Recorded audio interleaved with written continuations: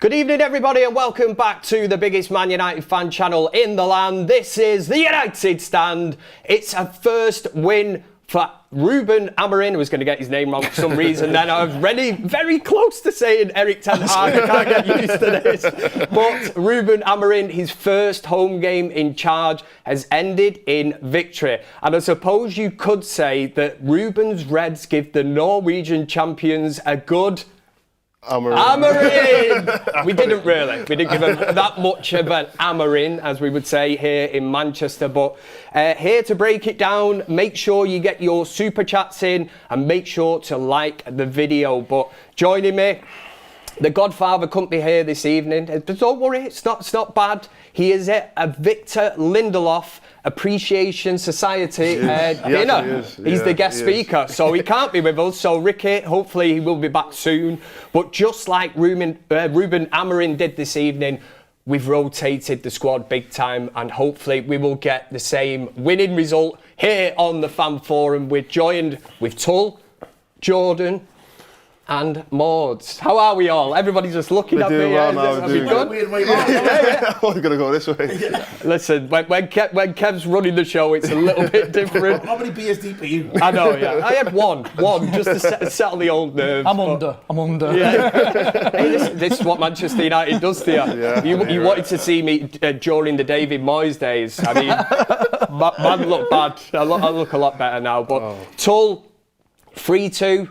Pure entertainment, would we say? I did speak to you in the lift coming up here, and you said that was a little bit of a throwback considering old the school, team that was put out. It felt old school. It felt like one of the group stage games, like when Fergie was here back in the day, where you'd get a crazy scoreline, 3-2, 4-3, something like that. It was just. Obviously, it wasn't ideal to go 2-1 down, but in terms of the football, in terms of a spectacle, it was brilliant to watch. It was a lot more entertaining than what we've been used to in the past. You know, the team selection that we've seen before the game shocked us all. You know, there was a few selections in there. Antony, for example. I've got to say, Malacia, which I'm sure we'll talk about. That one was interesting to say the least. But I've got to say, I was watching the countdown to kick off. Great work on that. And one of the funniest things must have been when the team news broke, because we're with this manager at the minute, we don't know how he works, but especially to see Tull and Jordan reacting, you were obviously giving out these names that you were being fed through the earpiece. It was like Højlund starting, Garnacho starting, whoever it was, and it was an absolute picture. Honestly, if you can go back and watch Countdown to Kick Off, I was like, wow, and Jordan's face was just like, wow, started laughing, wow, and it was just like one after another, and it was like, right, you know, we will get into them, but Jordan, you were obviously at the game as well. In terms of entertainment, Tull saying it's a little bit of a throwback to the Sir Alex Ferguson kind of era, where he's mixed it up big time. Yeah, I think that is a good way to put it, thinking back to some of those Fergie days in the Champions League, where you'd play teams you wouldn't really know a lot about them, you wouldn't really know what to expect, what was really coming back the other way. And yeah, they gave us a good game in the first half. I thought we had a lot of the ball. We were playing really high up the pitch, but they broke so quick. And then when you've got players who haven't played a lot of football, like we said, you know, certain players got found out. Malacia in the first half was treading sinking sand.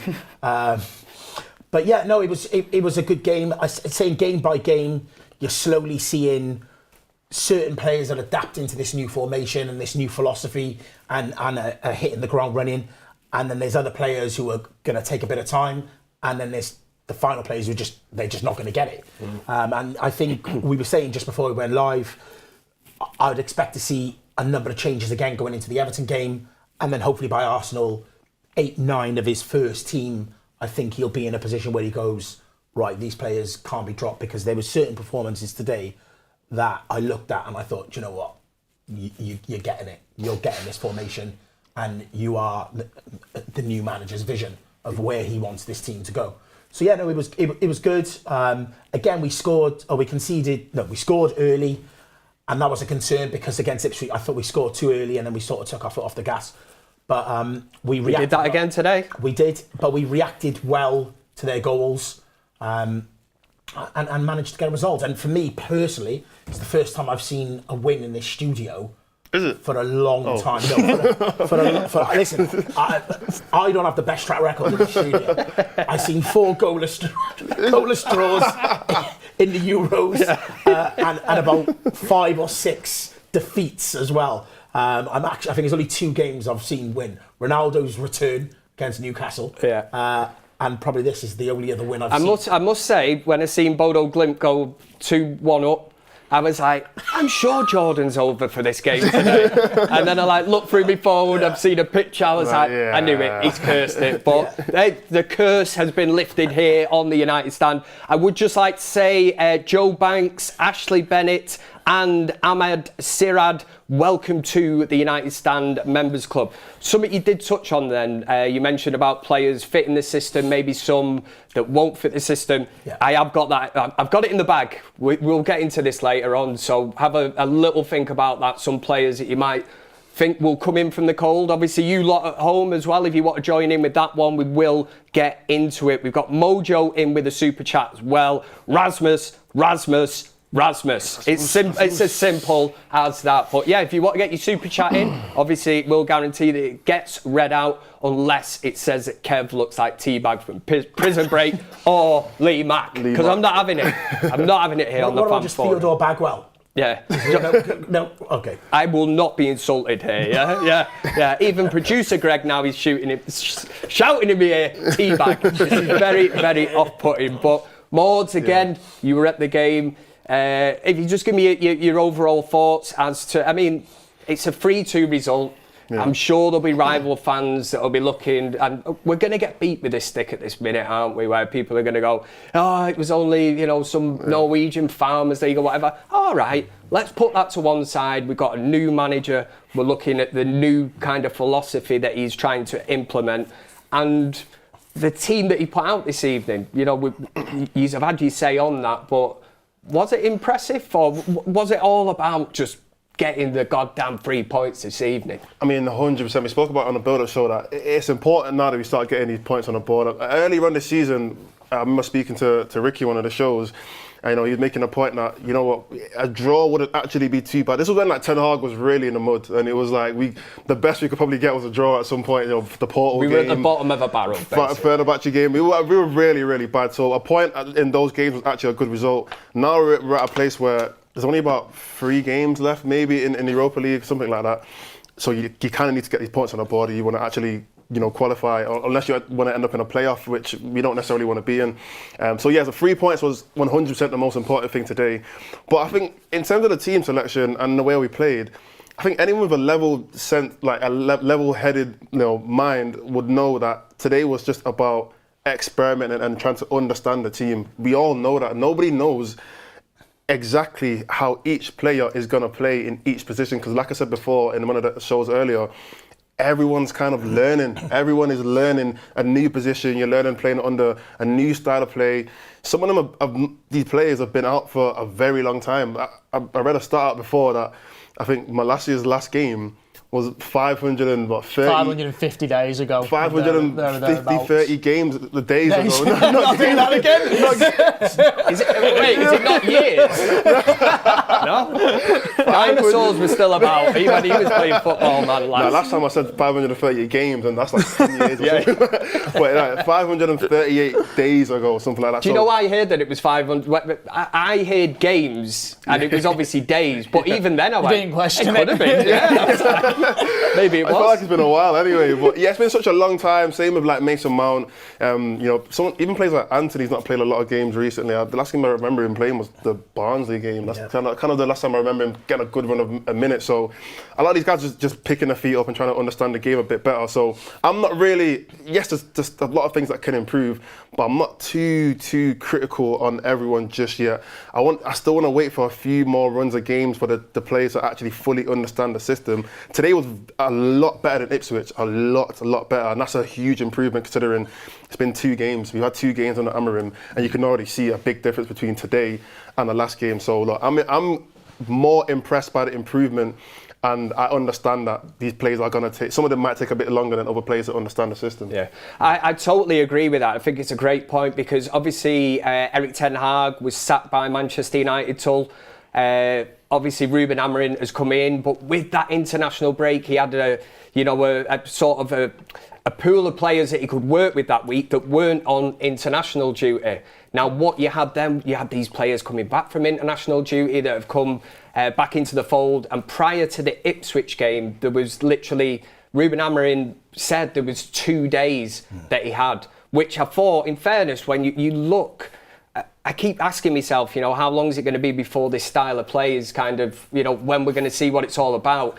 For me, the amazing thing about this evening, and again, take out the team that we were playing, horses for courses. I think Ruben Amorim set up the team, as Maud has correctly said, and it's a great word, experiment.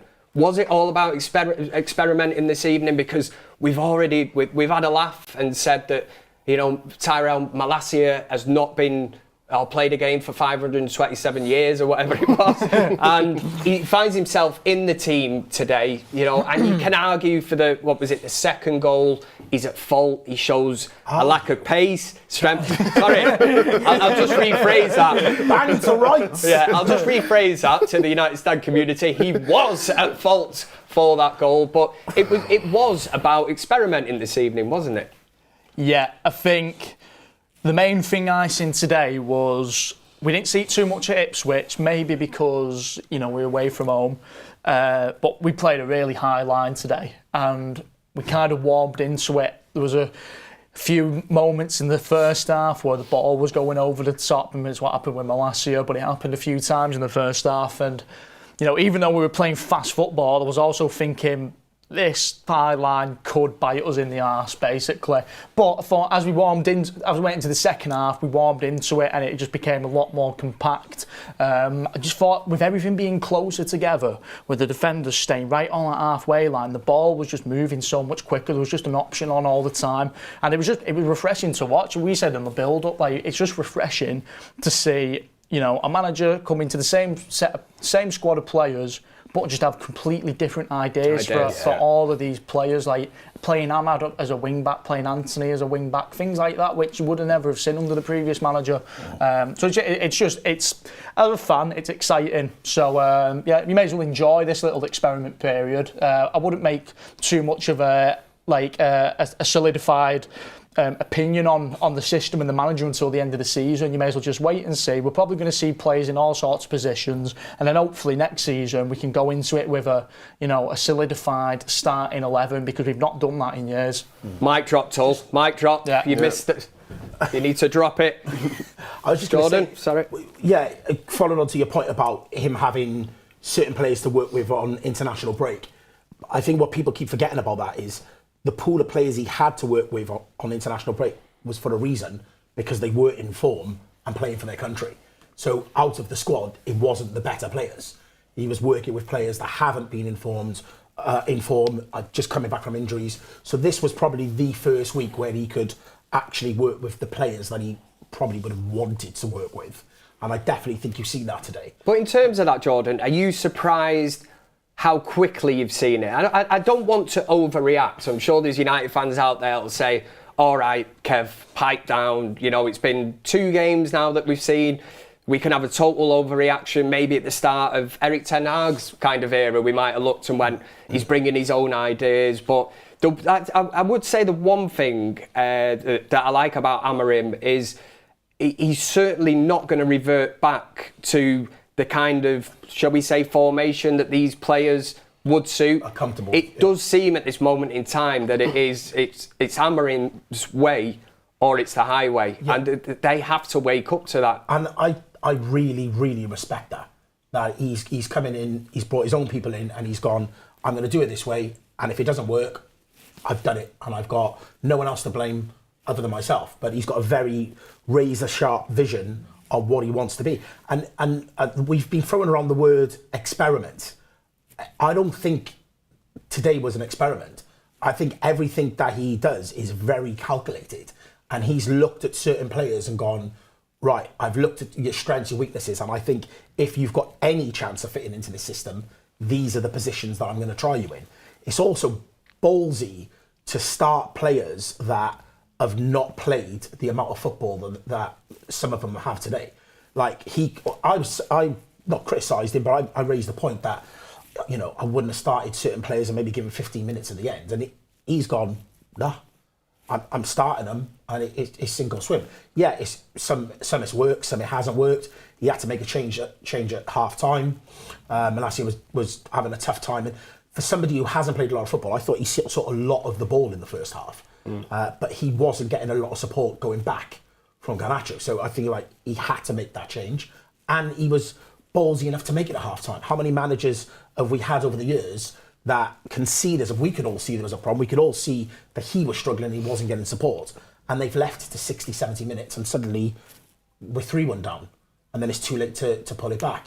He's made that decision at half time and gone, nope, not working. off you go. And then the triple substitution. Like, again, we've sat there in the stands and gone, make a change. You know, you get so used to a manager and his ways, don't you? Yeah. He's going to wait till the 60th minute, then he'll make that check. And you have to react to certain situations that are going on. He's done that today. Yeah, he's done it. Triple substitution. And I was like, do you know what? Fair play. Yeah. And one of them issues, Mauds, I say issues, it sounds awful, but it was certainly staring every United fan in the face, was Tyrell Malacia. Now, I don't think any of us are going to sit here and bash him. And if anyone wants to clip it up and put it out there and say, listen, this lot, you know, carrying on about somebody that's not played for 500 and odd days, got that one right there. I mean, we're not going to go too hard in on him. But again, at the same time, maybe in training, Amorim has seen something and thought, you know, I'm going to give him a try. And maybe more in the long term, he's young, he's going to fit in. Maybe he is part of the plans long term. But as a performance this evening, you do kind of look at it and you think, you know, but he did react to that situation and took him out the firing line. So is that Amorim almost sort of not confessing, but admitting and holding his hands up and saying, I got that one wrong, he's not ready yet to... Or was it part of the plan to play him for 45 minutes? Yeah, I wouldn't have expected him or Malacia to play a full game anyway. I don't think anyone would have just put in a play who's been out for that long, just straight away 90 minutes. That doesn't even make sense. So I thought initially before I saw the lineup that he would have came on as a sub, maybe for, I don't know, Dallo or somebody else who was playing right wing back, and giving him like a little 15-20 minute cameo at the end.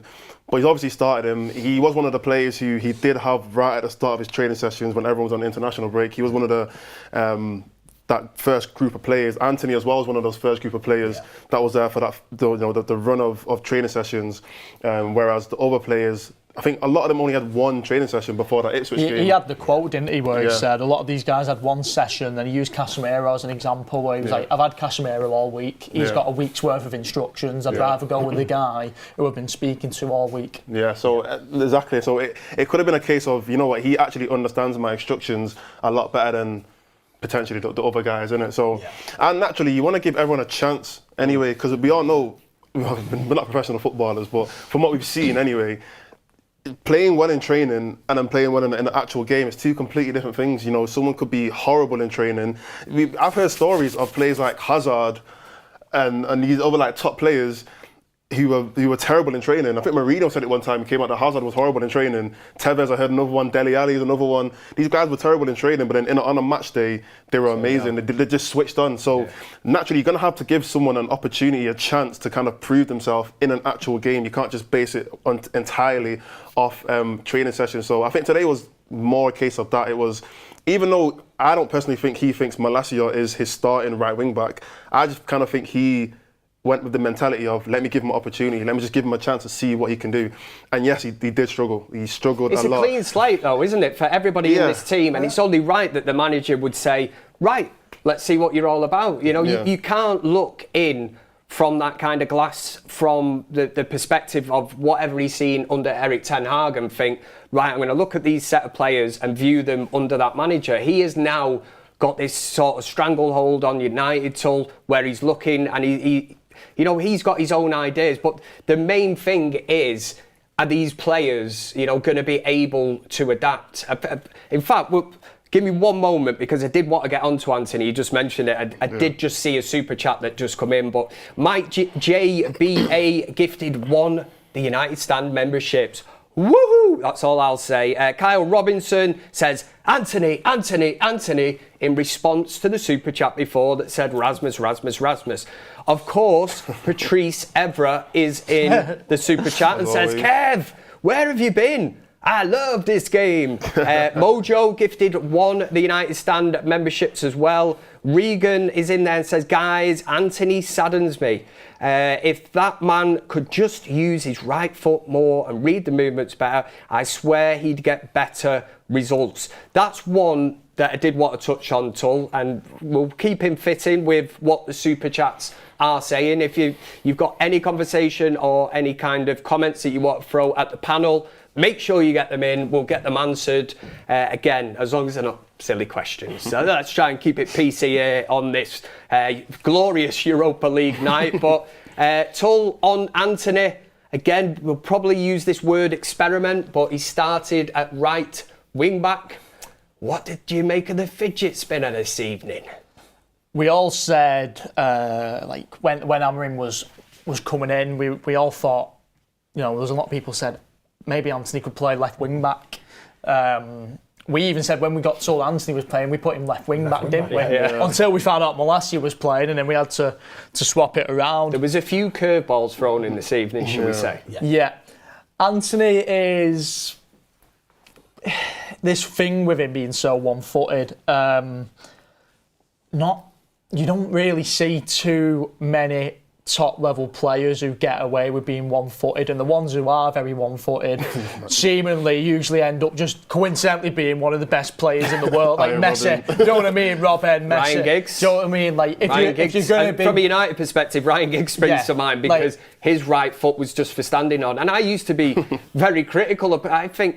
How have you gone through all your life, where you literally do not use it? But Ryan Giggs is obviously an exceptional, obviously, like you say, Messi is an exceptional kind of, what would you even say? It just defies what they do, isn't it? Because they can it's not the norm. It's not. There's no, you can't use them as a norm to say you can get away with being so one-footed, because you can't really. We were saying that, if you were defending against Antony, you would just gamble and just block his left-hand side. If Antony was running at you down the byline especially, you would probably gamble and just, take him down the byline, because eventually he's going to have to use his right foot at one point, and you'd rather him do that than use his left foot. So it's kind of a predicament where no matter where he plays on the pitch really, is he going to be able to get away with that whole one-footed issue in the Premier League and in Europe? I know we had some success with Ajax in Europe, but especially in the Premier League when the tempo is so high, can you really afford to not be able to take a touch on your right foot when it comes to it? It's that extra second of thinking where if the ball comes to your right foot, but I've got to move it over to this side. Do you know what I mean? It's just top level. I think you will struggle no matter what position he's in. The one thing I would say about him is that you cannot fault his work rate. I thought he was put a shift in again today, up and down. But yeah, there's certain times where the ball comes to him on his right foot and you're like, just make a pass with your right foot, and he tries something on the outside of the...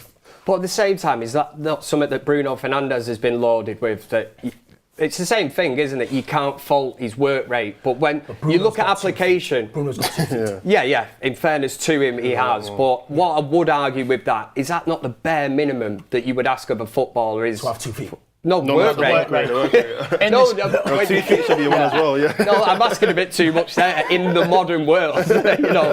2 feet, are you mad? It will be for Amorim. Like, the work rate is just that's step one for Amorim. Yeah. But Malacia is a good example today because, even though Malacia's come in today, he's not played at Old Trafford in 2 years, pretty much. But last time he did play at Old Trafford, he was playing in a Ten Hag side, which was just far less intensity, and then he's come into this system today, not playing as a left back, playing as a wing back, and it's like the intensity, it's like he was just like, whoa, do you know what I mean? It was way too intense for him, and unfortunately he couldn't really put up with it, so we had to make the change. So that whole thing with intensity and work rate, that's just going to be step one. That's going to be the first requirement to get in. But I guess with Antony, like touching on the whole him being so left-footed, I think if it was going to work, then it might only work on the left-hand side. Yeah. that might be the only way we're going to get Antony, we're going to get Antony to be able to actually take the ball down the line and cross it in instead of always having to cut in, because I feel like cutting in is...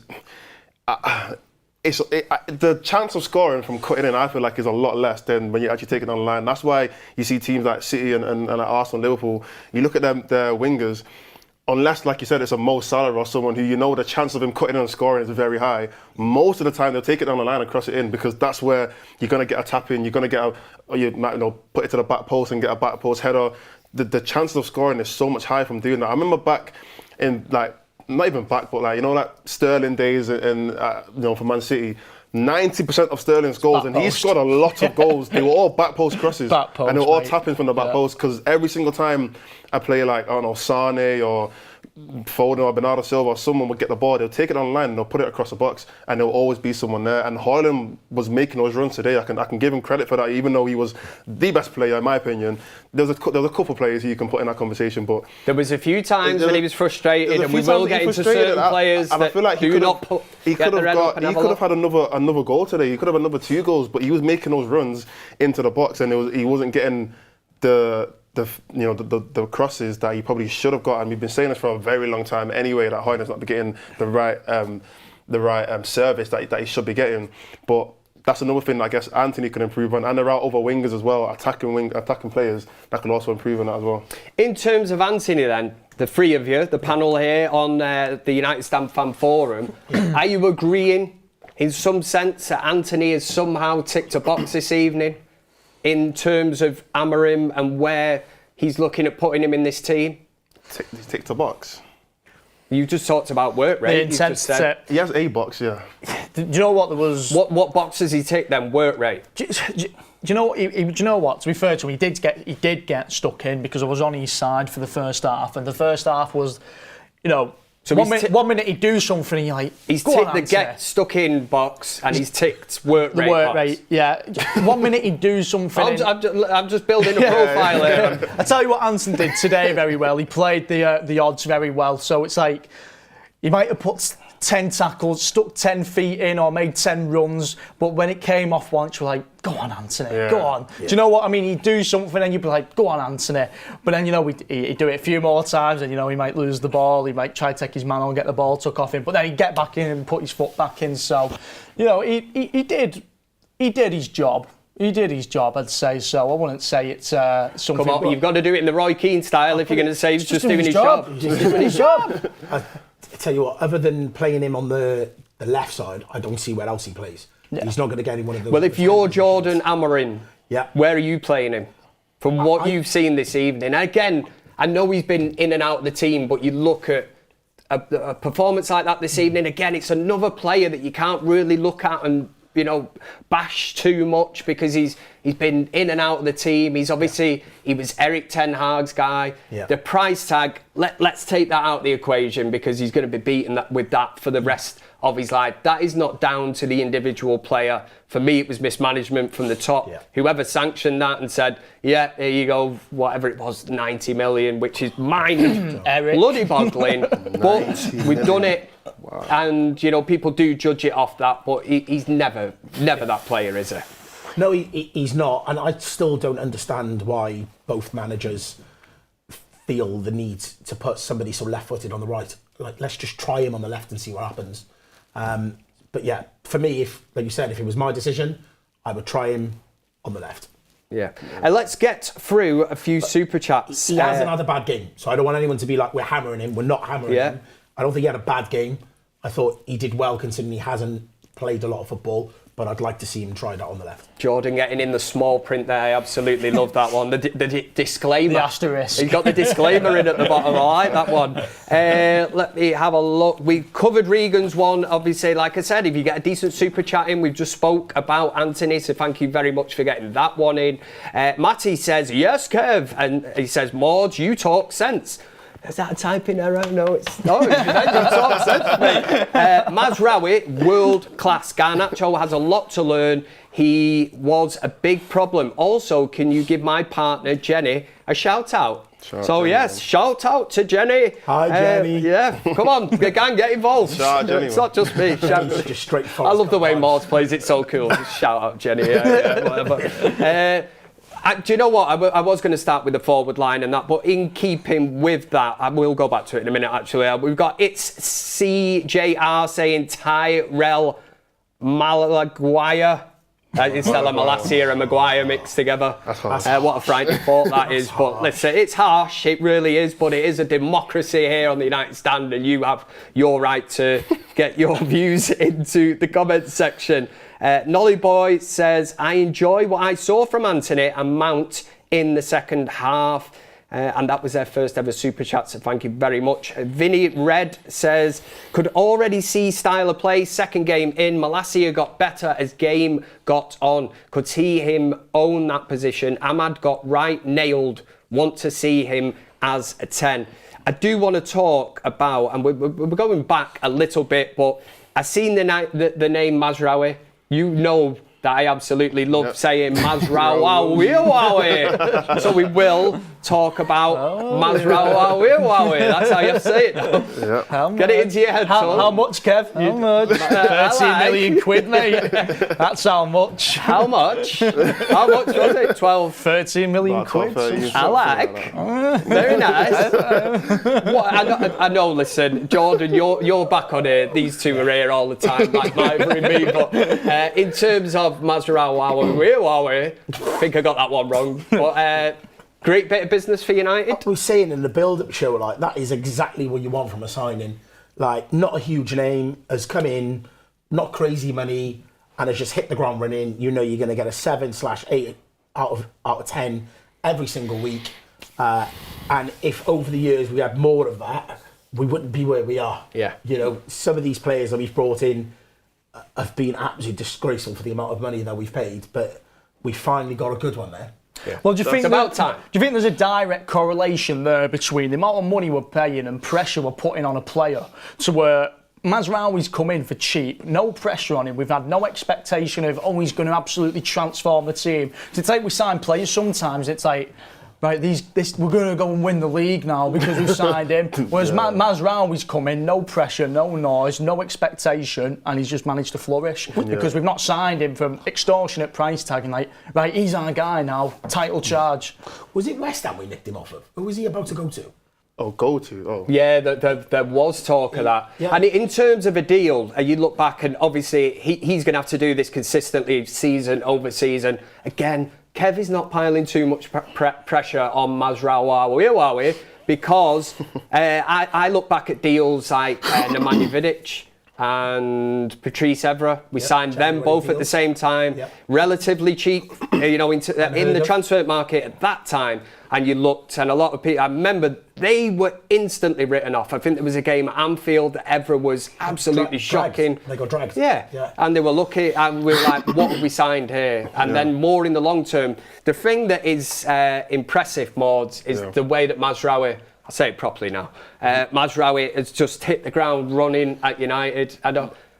You don't get bored of talking about it. I know you're probably looking at me going, you're asking me this again? No, Mazraoui is. Let's celebrate him. He's a £90 million player. He is. I'm not even. That is a wow. There's that pressure now. I'm not even. Okay, 90 million. Sorry, if he has a stinker next game, you know who's to blame, mate. Hey, you're not rating him well because Antony's a £90 million player. Getting our money back, you know what I'm saying? But a bit of exaggeration. But in terms of like how much value he brings to this team, if we were to go and buy a player of that quality, we would pay that much. That's facts. We would have to go and look for a player of that caliber in that price range, especially with how football is nowadays. Money, everyone's expensive, so we have to go and pay that much for a player of that quality. So, and I think Tool actually hit the nail on the head. It's the fact that he's come in to this team, and it's not like how many players have we signed over the past, since post Fergie, and like you said, they've had to come in and make a difference. Pogba had to come and make a difference. Sanchez had to come and make a difference. Sancho had to come and make a difference. Antony, there's our winger sorted. Sancho, there's our winger sorted. Højlund, there's our striker sorted. Maguire came in 80 million to come make a difference. So many players have come in and they've all,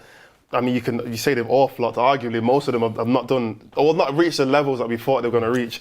Mazraoui's come in kind of a bit under the radar. He came in with De Ligt, and De Ligt was probably the more, I'd say, notable name out of the two, because obviously he played for Bayern, played for Juventus, captained Ajax, Champions League semi-final. More people kind of expected a bit more from the Ligt compared to Mazraoui. And he has just flourished under, not even just Amorim, he's just flourished every single game. The first couple of games under Ten Hag, he was playing just as good as how he's playing now. In fact, he's probably got even better now. And it's not even necessarily, obviously he's playing as a right centre-back. It's the versatility in his game. I feel like you could put him anywhere. And I'm not even just saying that as again, another exaggeration. You could put him genuinely in any position and I feel like he'll give you something. He might not give you like a perfect game in any position, but he'll give you something valuable. He can pass the ball with both feet. He's composed. He can tackle. His IQ of the game is so good. He's not lunging in at dumb challenges. There were times where, when, let's say I played like Casemiro, what we used to get onto him a lot for was lunging in and being a bit rash, being a bit erratic.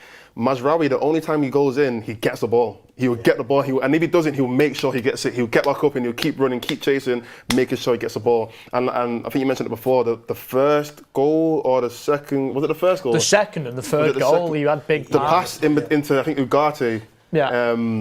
And again, he's creating chances. There was even a goal, and I think the last Europa League, I almost said Champions League, the last Europa League game where he's fizzed it into Xerxes, and Xerxes kind of laid it off to, I think, Eriksen, and we scored again. He's the one making that pass. He might not get the assist for it, but if you watch the game, you'll see he's the reason why we're scoring these goals. So on both sides of the pitch, he's been probably one of my most valuable players. I think he's been class. One of the ways to look at it as well, when you talk about players that we've signed and then they haven't lived up to expectations, is how many players have we tried to replace and the signings we've brought in haven't lived up to the expectations. We've looked at Wan-Bissaka and gone, right, we're selling Wan-Bissaka and we're going to make a change.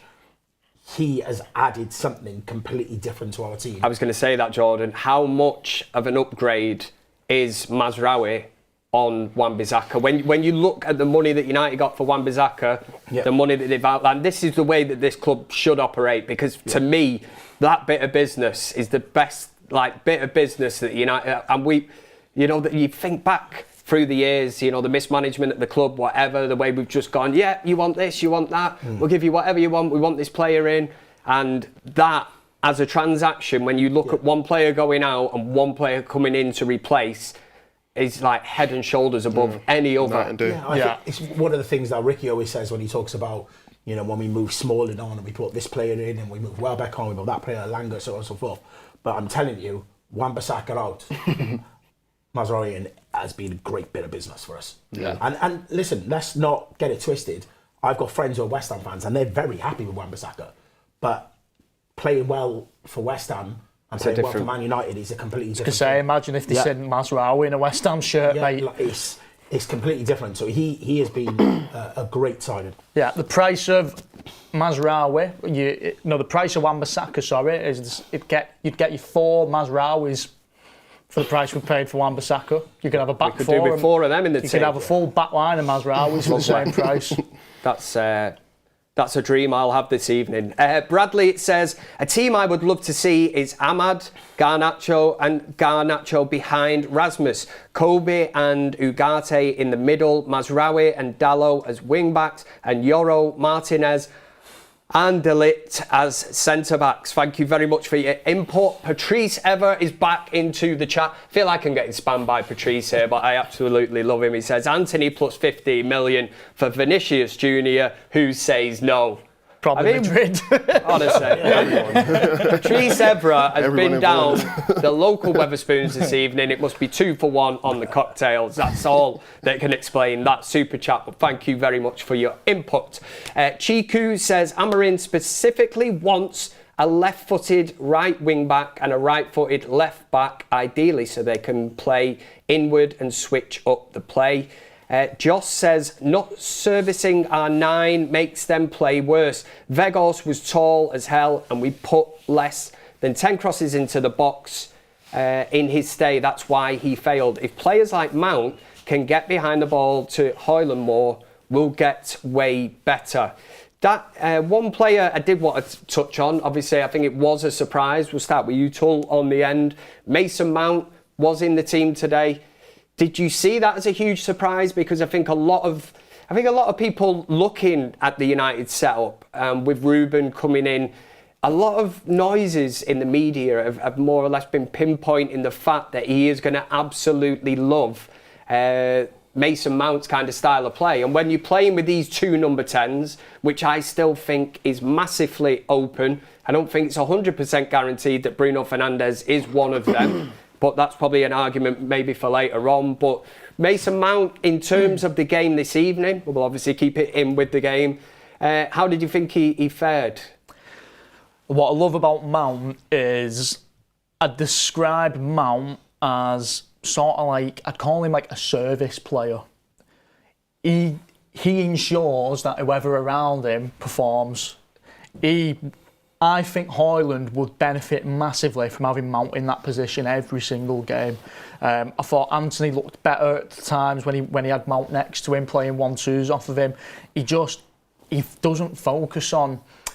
I don't know how to describe it. He doesn't try too hard. His work rate off the ball, he definitely tries hard, but on the ball, he doesn't overthink. He just plays the right pass, moves the ball on, and if someone's in a better position than he is, he'll pass it to them rather than, trying to dribble and trying to be like the star man. If the right ball's on, it gets given every time, even if it's not a spectacular through balls, like defence splitting pass. If it's just a simple pass, he plays that pass every time. He reads the game superbly. I think he will. Going forward, he will be a guaranteed starter. Really, I'm confident of that. Ooh. Jordan, I was going to say to you, impressive performance tonight. I'll say one thing that was impressive and that I am not used to as a United fan over the last few years was a Mason Mount getting on the ball, getting his head up, having a look and passing a ball across goal, for Hojlund to do the business. And you look and you think, yeah, that's how easy it is. Yeah, I thought he was really good today. And I feel like if he can get a run of games and stay fit, we will see a top player in that number 10 position. I think he will nail it down as his own. Amorim has already spoke really highly of him. He's a player that we said in the build-up show has played the system, knows what's expected of him. I thought off the ball, in the second half, in the Stratford end, they were scoring that way. And I could see a lot of the runs he was making off the ball. And I feel like players weren't finding him. And I feel like as soon as they get that understanding of runs he makes, we'll get the goals and assists that he needs to add to his game. It'll all click into place. Definitely. And Rasmus definitely benefits from that relationship. You've hit the nail on the head there. I think those two can definitely build up a good relationship the more that they play with each other. But again, it's all like well said and good, but he's got to stay fit. That's the hardest thing for him. If he stays fit, I think he'll play games and do well for us. There's a few players you could say that's like with Luke Shaw as well. You think if he can stay fit from now till the end of the season, I thought he was great. Got a great chance, haven't we? Yeah, it was good. Yeah. It's so disheartening. You're right, because these players come on, Shaw, Mount, and you look and you go, got a great player, and in 3 games they're injured, and you just can't get the momentum. But new manager, and suddenly the injury room is emptied. Amazing, that, isn't it? Everyone's suddenly available once again. Everyone. Like, I'm ready, Gaffer. Yeah, suddenly Phil Jones has found his boots. He wants a game. Like, everyone has just suddenly come out of the woodworks and suddenly wants to play ball again. Malacia, Lewis Saha, Owen Hargreaves is on the side. Gaffer, I'm ready. Everyone's suddenly available. It's mental, but yeah, Mount, I've got really high hopes for. Let me just say, is it Stian says, as a Norwegian speaking, United should have won this game comfortably, 3 or 4-0. Bodo Glimt's captain Patrick Berg earns the same in a year what Rashford earns in a week. That is a debate for that. That's not even saying anything, man. Yeah. But that's a debate again for another day. But thank you very much for the super chat. Shane Day says, can't spell his name, but Mazza, what a signing, top. What Mazraoui, can't spell it. There you go. Try again. Put another super chat in. Vinny Red again says Ahmad surpassed Bruno as best player in the team, and Mike JBA gifted 5 the United Stand memberships. One of the players I feel like we've had a lot of positivity in the room, and some people will probably say, probably in true United Stand kind of fashion, here comes the negativity. But I did feel there was, I won't say an elephant in the room this evening, Mods, but there's a player in Garnacho. You're thinking, Yeah, well, let's set him up for I was thinking he was that bad. I don't think anyone was that bad, really. Well, I watched with my own eyes. You were at the stadium. I wasn't. But if there was one player that probably, shall we say, didn't take his opportunity, and let me know in the comment section yourself. Maybe you're sat there at home and saying, Kev, what has Kev been drinking? But in terms of Garnacho, I thought there was a lot of instances today where Amorim would have been pulling his hair out and looking and thinking, if he gets his head up, like Mason Mount did for the Højlund one, it's simple. It's the moments in the final third. If he can just turn that, get his head up and have a look, football will look very, very easy for him. Yeah. And it make his game easier as well. Garnacho's just... He's frustrating to watch. I'm literally going to say the exact same thing. That's the word It's just frustrating. And the reason why it's frustrating is because he knows how to get into the right positions. That's probably his best attribute. Such a goal threat, isn't it? He's always in the right place. Like, he always makes the right run. You know, even like when we're building up play, he'll be the one to make that inside run to get just in behind the defence, and he'll be in the perfect position to cross the ball, and he doesn't. He ticks the box for work rate. Again, 100%. Under this system, work rate, you can never actually argue with Garnacho. That's one thing. Another thing that you can't really fault him for. He's always running, whether it's going forward, whether it's coming back. He's always running. So you can never actually criticise him for that. It's just when he eventually ends up in that final third position, and it's like one more pass to a goal, or it's just one more decision that's going to lead to a goal.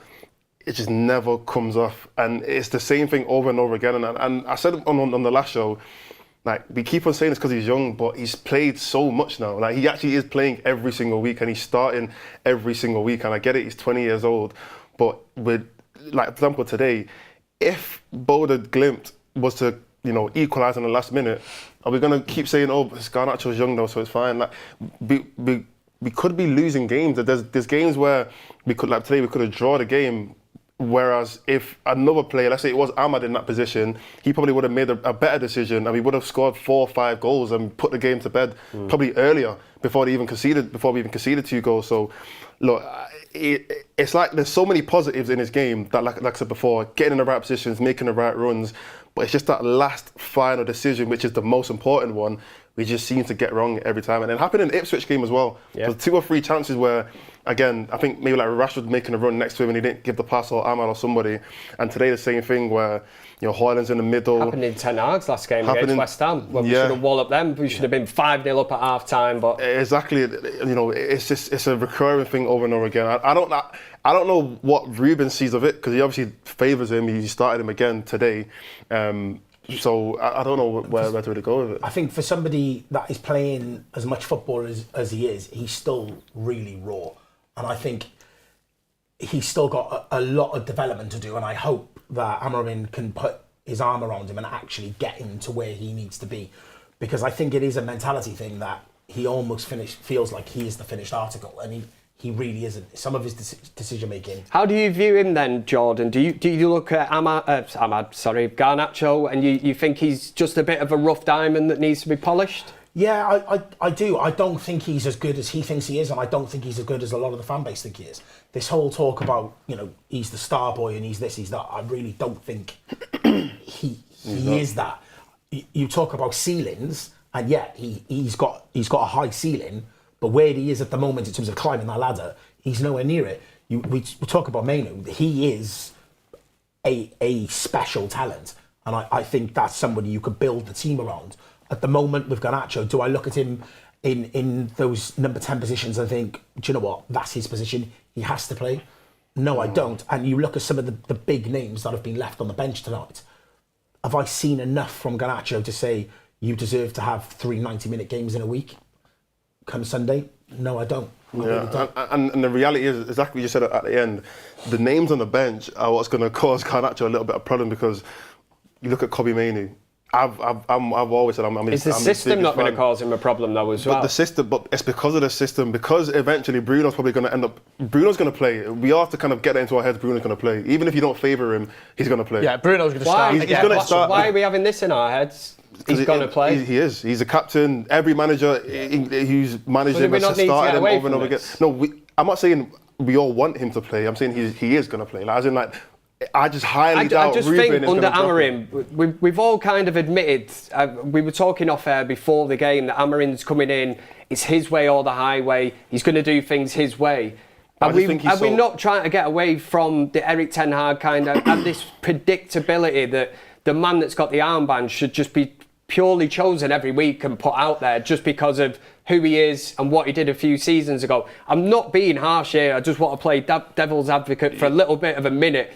The comment that you said there of, I think we all know he's going to play, it's like, well, do you not think Amorim's big enough here to make his own mind up? And Bruno didn't play in the 10 this evening, did he? He's mixed it up. He's played him more as a low deep kind of 6. Yeah. So he has mixed it up, and probably to see.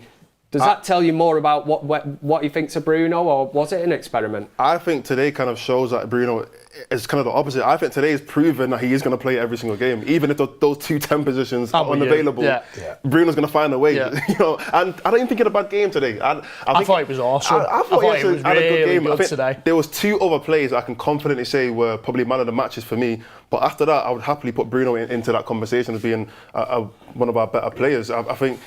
To be fair, he probably played better today than he did against Ipswich. So this could actually be his more favourable position. Well, on the topic of Bruno Fernandes, then Jordan, could again, we don't want to overreact to the position that he's played in this evening. There was a lot of difference. He looked very disciplined. I think there was one instance in the first half, one of them Hollywood passes that didn't come off. I didn't see him do that again.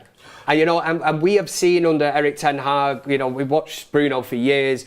He continues to hit them, and the definition of madness sometimes is trying the same thing over and over and expecting a different kind of result or whatever.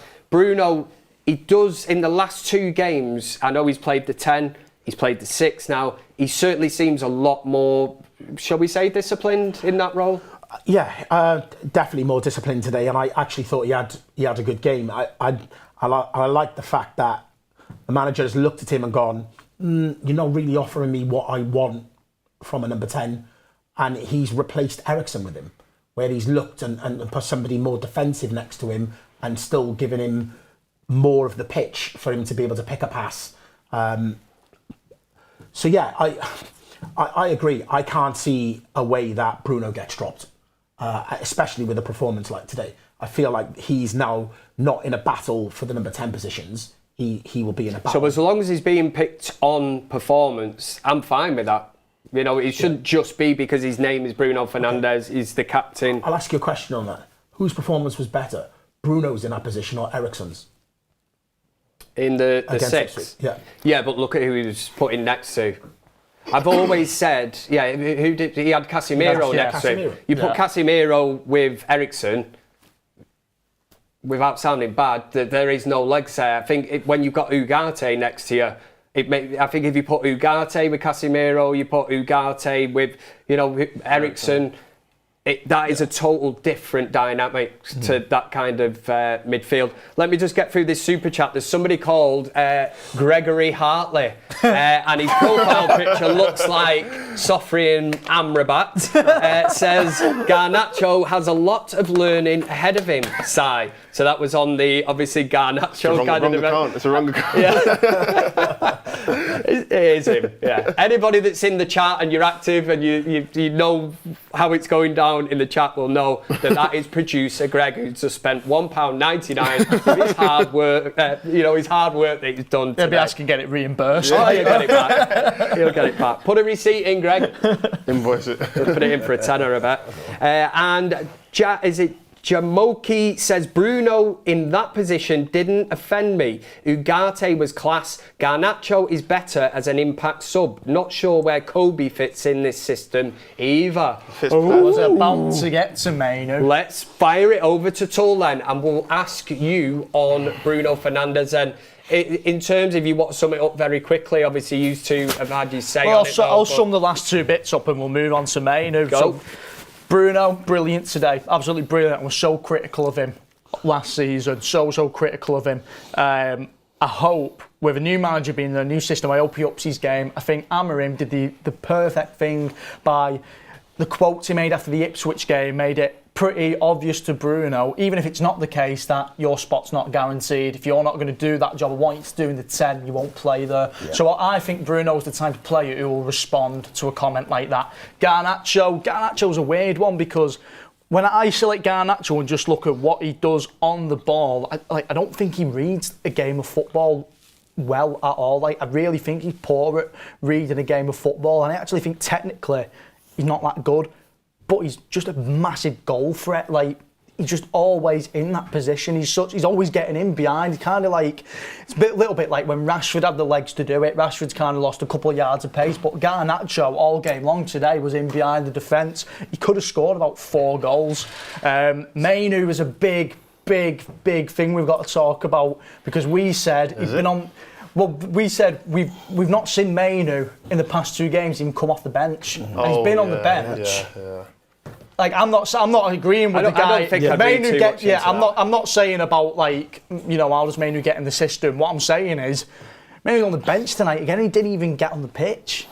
Like, surely Mainu is going to get into this team. Here's 3 questions for you, and we'll try and nail this down then. And it was going to be, who will be your front 3, who's going to be the 2 number 10s, who's going to be the 2 in the midfield. So let's try and nail down the front 3. Under Amorim, this is not you lot that's going to say, here she is. Hi guys, I'll say hi. She's all excited because we won a game, 3-2. That was Beth. If everybody's, yeah, she is. Beth has been in the hospitality box. She's been drinking free drinks, sandwiches. She hasn't. She's a total professional. Let's try and nail down 3 what we think going long term. Who's going to be the kind of the front 3? Front 3? Yeah. Højlund's confirmed his position as that striker. That second Is goal. there anybody else? No. The way he took the 2 goals. Could Xerxes be knocking at the door? No. Nah.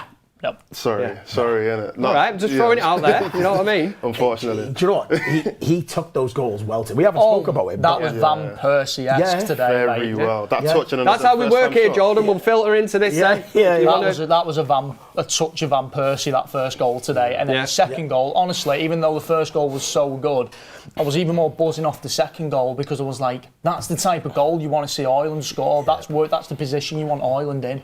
In my opinion, he got a hat-trick today. I don't care. That first goal was him as well. It was him. The first goal was him. It was him as well. That's a hat-trick. They should put it down as a hat-trick. So, great game from Hojlund. Was his celebration Call of Duty? Oh, I don't know. I don't know. I thought you're the gamer, see. I thought you would have known that. No, I don't Somebody know. said behind me he's done a Call of Duty celebration. Could someone tell me in the comments? Because I didn't know what the hell he was doing. Somebody will be able to help us out there. Yeah. What we'd say, in fact, we'll change it to, and get involved in the chat as well, the 2 number 10s becomes very interesting. I actually don't know. Because Amorim has obviously mixed it up. We've seen Mason Mount there now. We've seen Bruno Fernandes, Garnacho. Every week we are getting these curveballs thrown in where we don't know who is going to play in this position. It's clear that... I know you said, listen, Mods, you said earlier, didn't you, that it's nailed on that Bruno's going to be in there. It could be as that deep line 6. And maybe Mason Mount, if he can work himself into this team.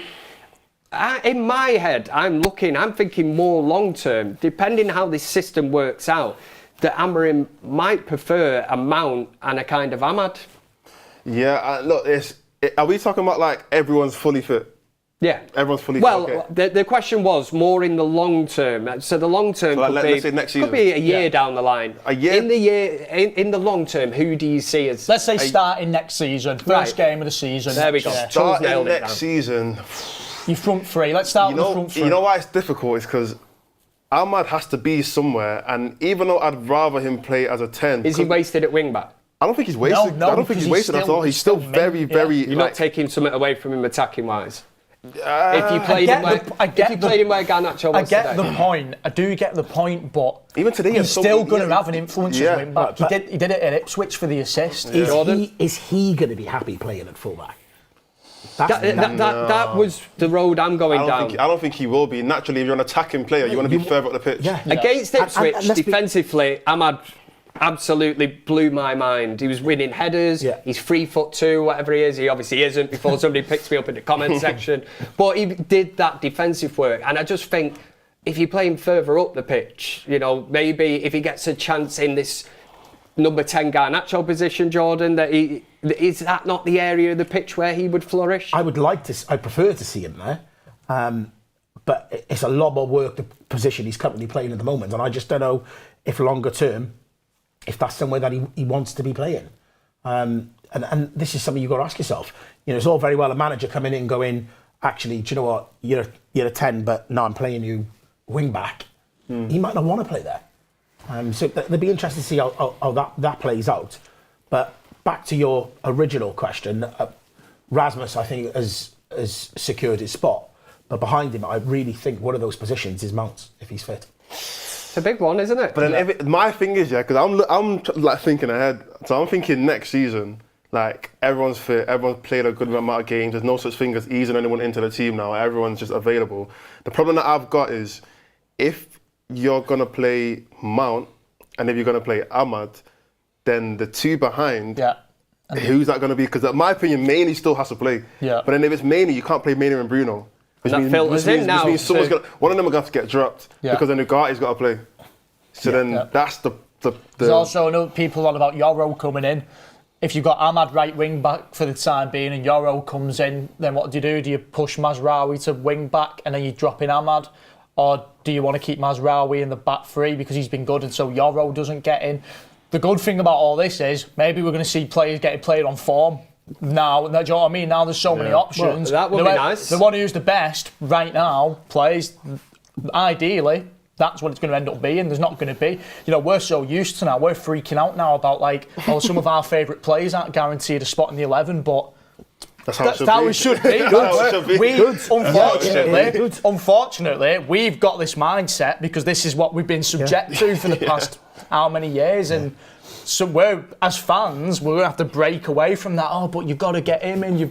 We're all doing it right now. As much as we don't want to admit it, we're all like, how do we get you've got to get him in. You've got to get him in. It's the same shit we accused Ten Hag of, and we've got to get away but I think the difference is that Ten Hag was fitting in guys that shouldn't be fitted in. That was the problem. He was just trying to fit in guys that he just liked. Square pegs, round holes. Exactly. Whereas I heard that a million times. It's good to have options, and it's healthy to have competition. Yeah. And finally, it looks like we are getting that. Yeah. And at least Amorim's shown that this evening because he's mixed up the team, and I think that term clean slate, it has applied to everyone. Like I say, he's not looked back at previous games. Yeah. He's come in the door. He's had a chance to look at everyone in training, and now he's decided, he's sent them out there. Whether this evening was an experiment with Malacia or whatever, let's give him 45 minutes. We won't know unless. I'll tell you something though. Out of all the 11s we're thinking about right now, we could have Mount in the 10, Ahmad in the 10, but Bruno in the 10, but then maybe you get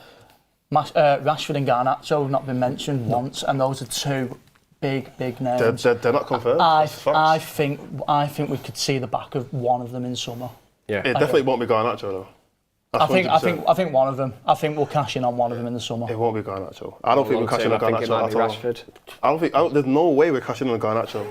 Yeah. I'm not even saying like based on like form or anything like that. There's absolutely no way a player like that with the amount of like hype around his name, we're about to cash in on him at 19, 20 years old. That's insane. But again, the problem is Rashford's just signed an absolutely monster whopper deal, mental deal. I don't think we're cashing on any of them personally. We're not going to. I can't see that. But with one of them, if one of them's or both of them are on the bench for the majority of the season. Doesn't matter if we're winning games. Yeah, exactly. That's fine.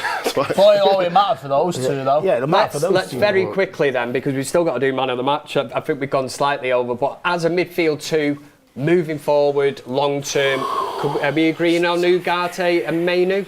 Ugarte and Bruno's there. I liked Bruno in that. I really It depends, doesn't it? It depends what the two 10s are going to be, how that's going to line up. But I me personally, I like Mainoo in it. I always say that he's got into the team. I'd love to see Mainoo in this system. Yeah, I said. I hope he starts on Sunday. Yeah, I said last season, I think Mainoo's the best player in that squad. You've got to get him in though. We do have a super chat in that hits back at producer Greg, believe it or not.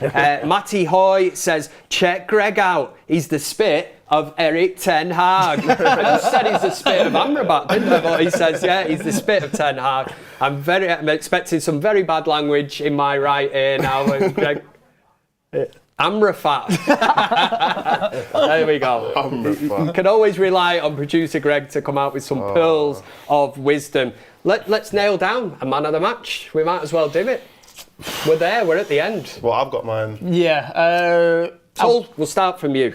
Yeah, I'm kind of tied between Mazraoui and Højlund, but I'm going to give it to Hojlund just because how spectacular the goals were, and he did have the main part to play in the first goal. It was just as good as a hat. He's a player that feeds off confidence. You know, it'll do the world of good. We always say that with goal scorers. Well, what we seen today was what you can get out of Højlund when you involve him in the game. And it wasn't even a case of Højlund had to get on the ball that much. It was more of a case of Højlund getting on the end of things. The first goal he got on the end of, honestly, a subpar cross from Mazraoui. Wasn't even a good ball, but he got on the end of it and made a goal out of it. And then the second goal, that's what we're dying for our striker to do. So, yeah, I'm going to go with Højlund. Jordan, any advances on Højlund? No, I'm going to go Rasmus for two reasons. One, he needed those goals. And two, the new manager needed to see him score those goals. And I'd like to think now that he can go on a bit of a run, which we've seen him do once or twice since he's been with us. But the way he took both of those goals was out-and-out striker finishes.